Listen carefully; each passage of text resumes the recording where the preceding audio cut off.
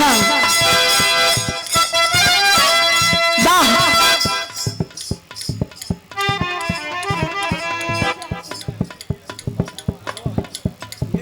वाह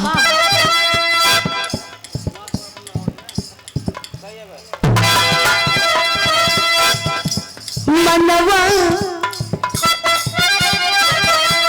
हा हा हा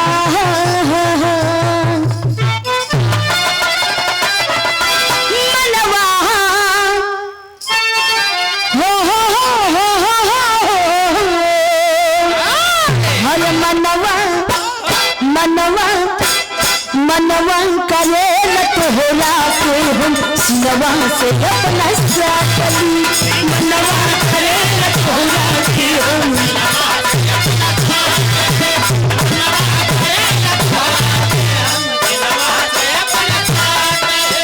सारी उमरिया जान बना के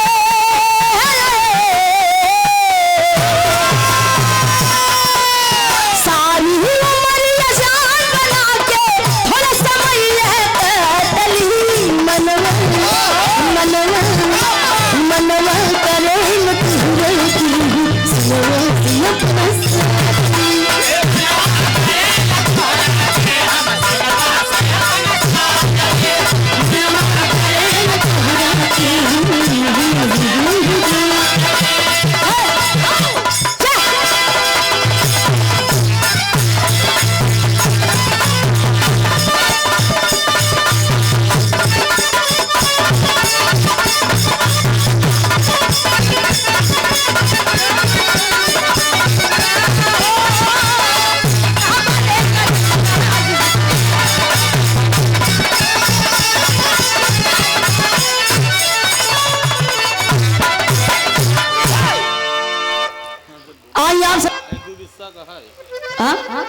एक आध दो बिस्सा की अच्छा तो बिस्सा ही लिखा हुआ हुआ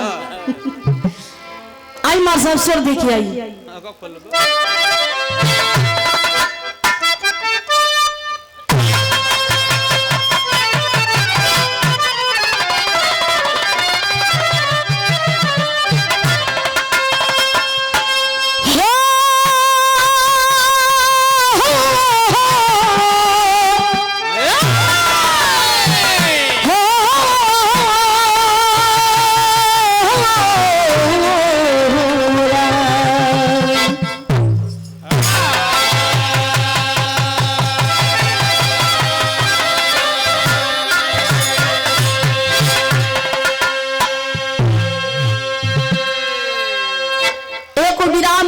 से और आप ये लोग समझ लीजिए, ये कहानी आप लोग ध्यान से सुनिएगा और आशा ना पूरा विश्वास भाई कहानी आप लोगों की जरूर पसंद आई। कभी में साल लाइन भूमिका में कहना है कैसे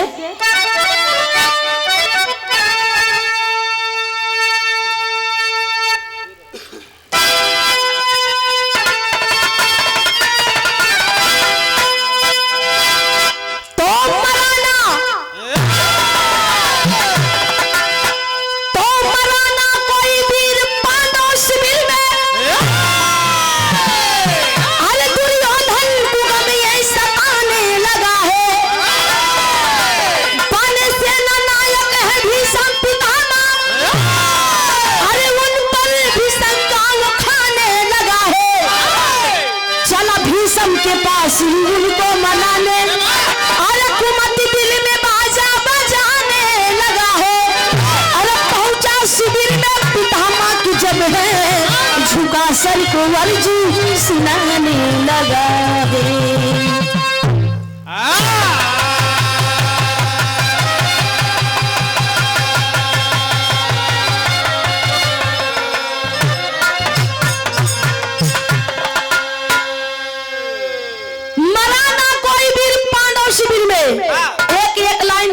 एक शब्द आप लोगों की जरूर पसंद आई। मराना कोई वीर पांडव शिविर में दुर्योधन को कमी सताने लगा। बने सेना नायक ही भीष्म पितामह उन पर भीष्म का उठाने लगा। चला भीष्म के पास उनको मनाने कुमति दिल में बाजा बजाने लगा। पहुंचा शिविर में पितामह की जब है झुका सर कुंवर जी सुनाने लगा। अरे बाप ये उस समय की बात है भैया। कव्वाली की टुकड़म कहना बा ई पन्नी ई कपड़ा लो आप लोग मस सुलगावा ई धुआं हिया तलकावता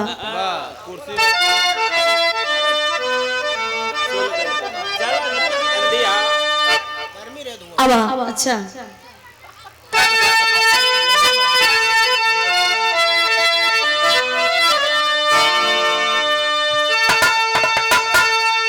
कव्वाली की टुकड़म कहना बा कोई सलमान साहब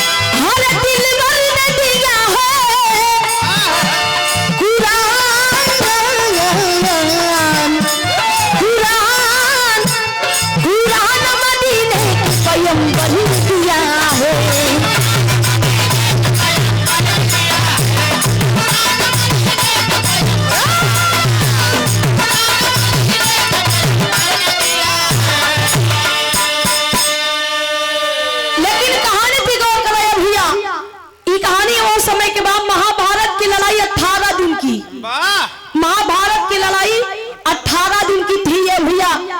जब महाभारत की लड़ाई शुरुआत हुई लगभग 3-4 दिना बड़ा बढ़िया संभल के भैया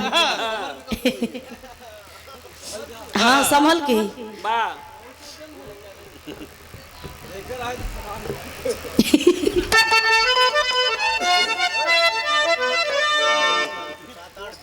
7-8 दिन लड़ाई खूब हुई। जब 9वें दिन की लड़ाई जब शुरुआत मान के चला जब कल होई वाली रही आज ही दुर्योधन का बड़ा एक दिन पहले चिंता सतावे लाग बप्पा रे बप्पा। कुरुक्षेत्र मैदान में अर्जुन की सेना एक मारी नहीं जात है। जब देखा दुर्योधन की सेना एकदम निपुर जाती मर जाती धराशायी हो जाती ये कैसा अन्याय बा। दुर्योधन बड़ा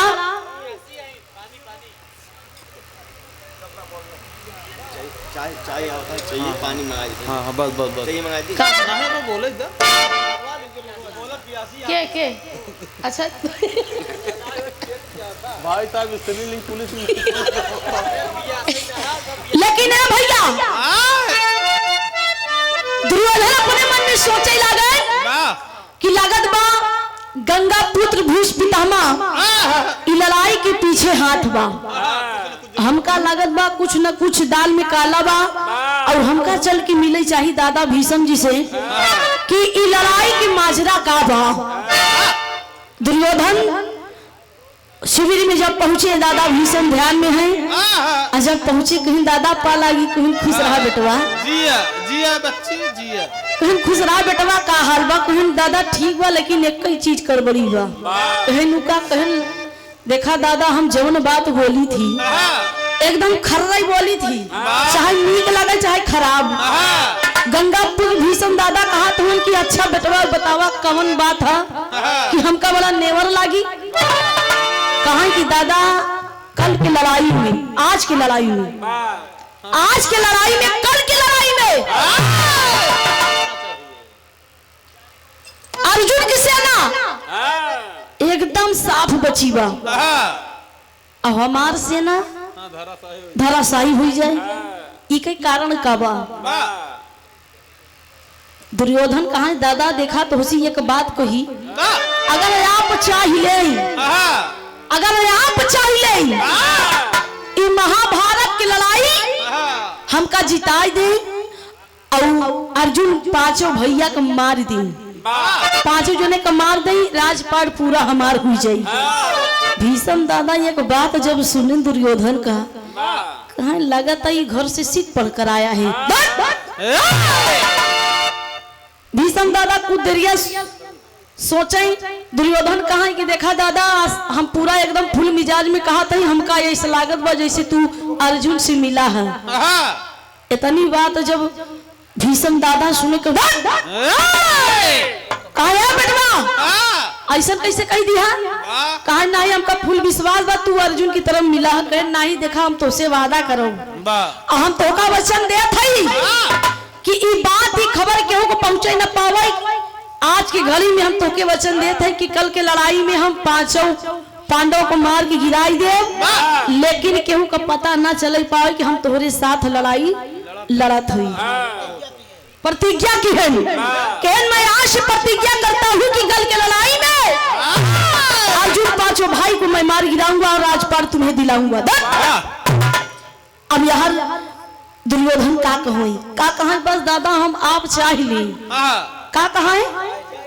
अच्छा पीला चाह ले आप चाह ले पीला चाह ले चाय पिए से चाहत बढ़त बहुत बड़ी बात है। हाँ पी ले तुम कहाँ रोकत है नहीं अब का करबे। दुर्योधन कहा है का कहा है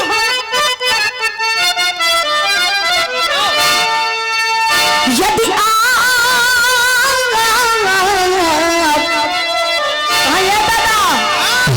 चाहिए यदि आप चाह ले तो तुझे हम ही पाएंगे।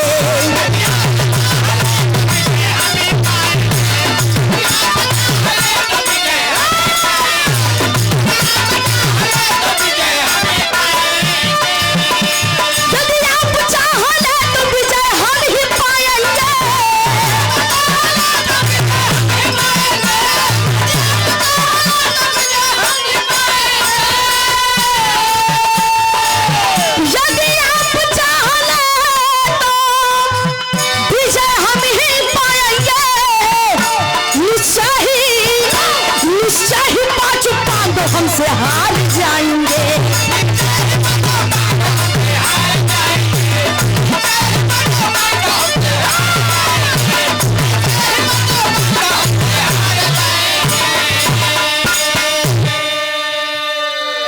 कहीं दादा आप चाहिला तो हम जानला लड़ाई जीत लेंगे।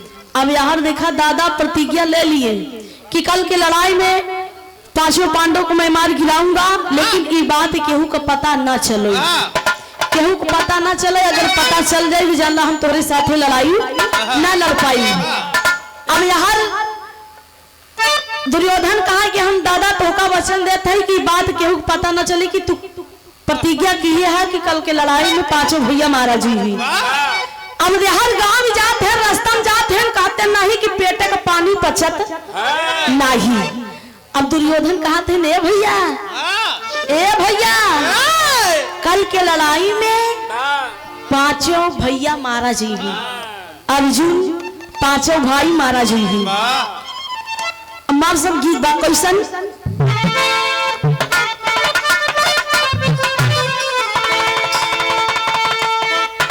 बड़ा बढ़िया संगीत कैलन।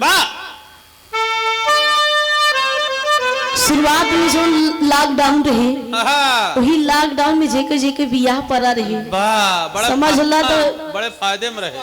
हाँ 20 वाला बड़ा फायदे में रहे। 4 महीने जाए आन के लोग चला वो लॉकडाउन बहुत ज्यादा फायदा भवा है। वही लॉकडाउन में एक लड़का के बियाह हुआ। हाँ भैया देखो कहते नहीं चट मंगनी पड़ बियाह मारम ना भाई बहुत ठीक हो जावे। हाँ क्या बताई लड़का का बियाह हुआ आ दुल्हन कहते नहीं दुल्हन तनी कम पढ़ी लिखी रही। कहा बीबी टाई ले आओ तू चटाई ले आवे टमाटर ले आवे तू उ लइकवा अपने दोस्तन लोगन के समझावई का समझावई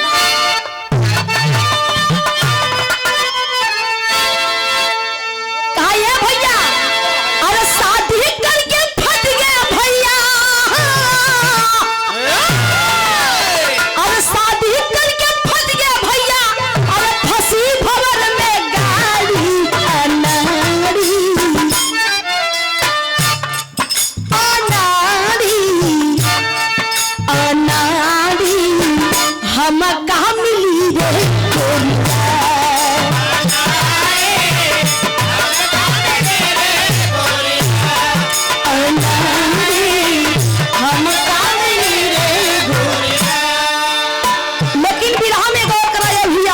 समय दुर्योधन के मन में लड्डू फूटत बा। सबसे कहते ले भैया भीषम दादा पर क्यों है, कल के मैदान में, कल के लड़ाई में पांचों पांडव मारा जाएगी और राजपाट हमार हुई। कैसे है? मन ही मन में लड्डू फूटे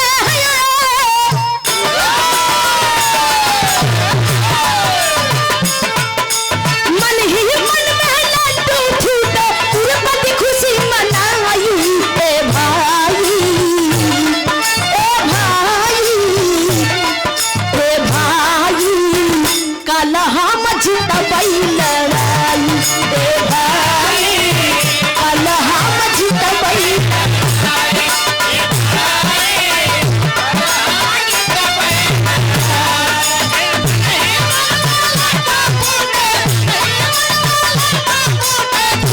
खुशी मनाई। ए भाई कल हम जीतबई लड़ाई। ए भाई कहाँ ये भैया कल के मैदान में हम लड़ाई जीत जाओ। अर्जुनवा के बड़ा घमंड बा। भीषम दादा पर की है इनका, भीषम दादा पर कैली है पांच पांडवन मरी है।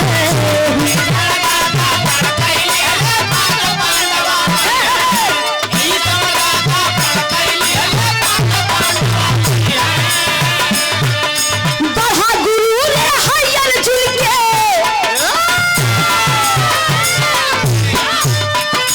बढ़ा गुरु रे हरियर झुल के गई है तुरंत मिटाई। ए भाई ए भाई ए भाई कल हम जीतबई लड़ाई। ए भाई कल हम जीतबई लड़ाई।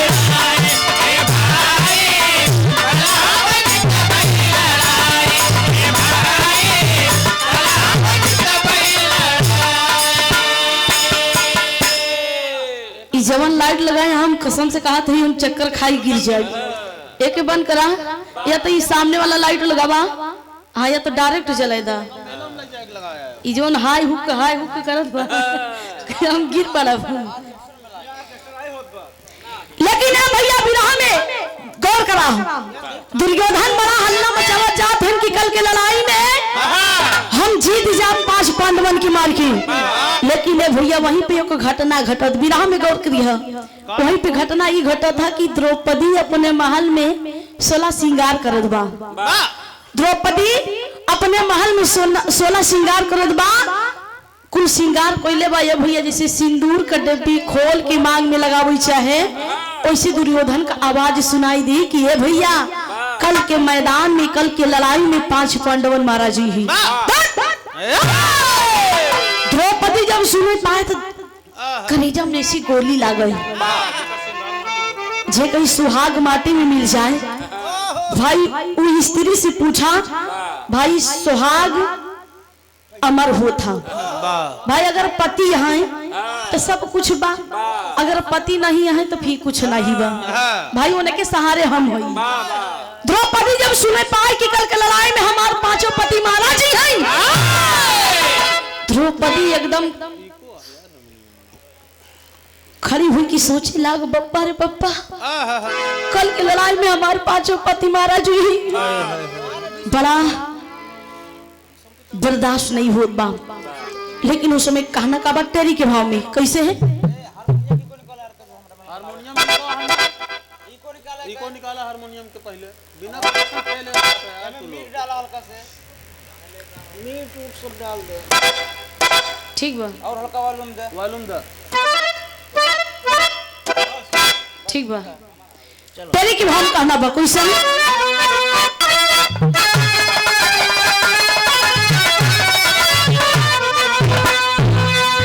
नयन से अस की धारा बह चली, और नयन से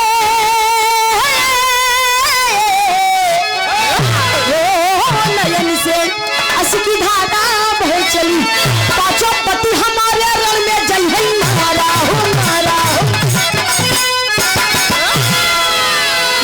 यश की धारा वह चली है भैया। उस समय द्रौपदी जब सुने बा हाथ की डिब्बी, हाथ से सिंदूर की डिब्बी जब धरती पे गिर पड़ती है तो भागते भागते जाती है मुरली मनोहर कन्हैया के दरबार पे। कन्हैया जी कुल आंखिया मुन के लखत हुवन की द्रौपदी हमरे द्वारे पे आवत बा, दरबार में हमरे महल में आवत बा। सिंहासन पे ऐसे लेट गए जैसा 2-4 घंटा से कन्हैया भगवान सोवत हुए और कन्हैया भगवान की आवाज देता द्रौपदी कैसे कहे, गौर करिया। द्रौपदी मुरली मनोहर से कहत बा, कैसन कही, कहे द्रौपदी पुकार सुना सुना है मुराद, कहे द्रौपदी पुकार सुना सुना है मुराद, हमारी मांगी का संधुरावा कैसे बची, हमारी मांगी का संधुरावा।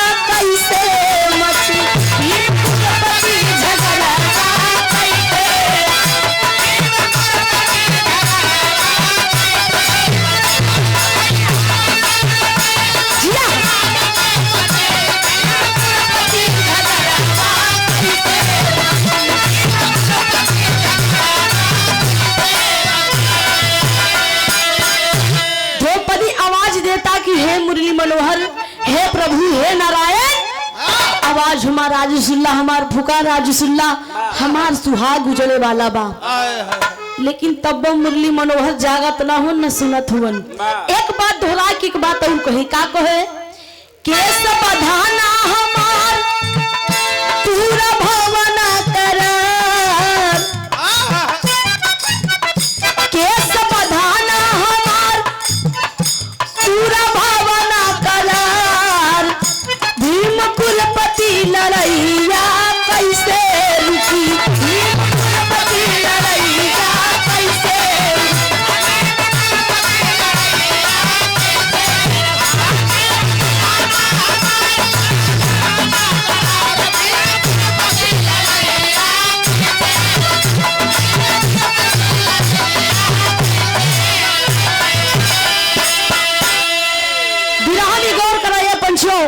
उस समय मुरली मनोहर कुछ बातें ना सुनत हुवन।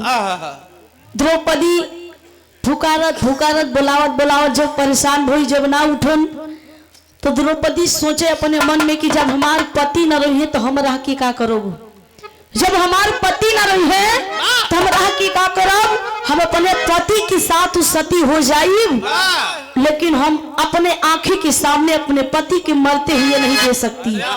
इतना बात जब सोचे कि अब मैं इस दुनिया में नहीं रहूंगी, गई जंगल में चंदन की लकड़ी काट कर अपनी चिता की तैयारी करत बा। कैसन मार साहब,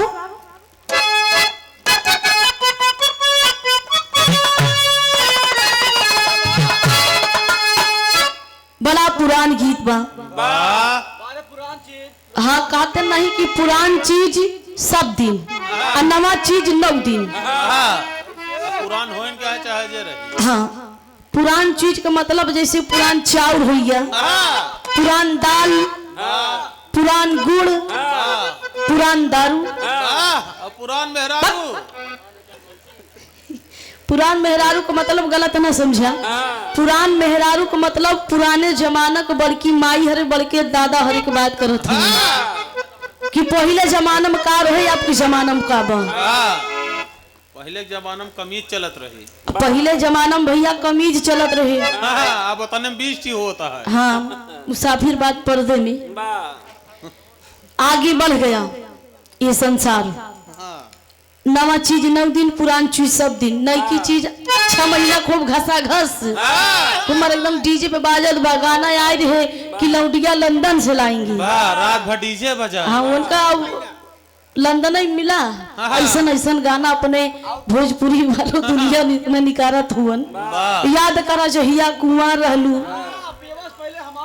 बतावा जी करे बाराती में गाना बाजी दुल्हावर सही से डीजे पर से भाग जाए भाग जाए बतावा ला तमाम गाना निकला बा अब लाले लाले साड़ी पे लाल लाल ब्लाउज पे लाल सरिया हाँ डीजल गड़िया तमाम गाना बा समियाना के चोप ढोलिया भोंक हाँ तमाम है समान नहीं के कारे तो शोभ को पता रे। हाँ बस बस करा तमाम गाना बा हम गिनावे लगब तो कोनो था नहीं बा लेकिन गीत का संकेत बा कैसन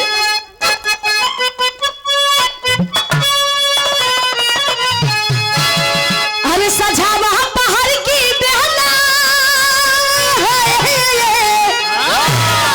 सजावा पहाड़ की बेहला नदिया की तीर यही हो नदिया की तीर पुरवैया बहेया चले लेला सीरत पुरवैया बहेया चले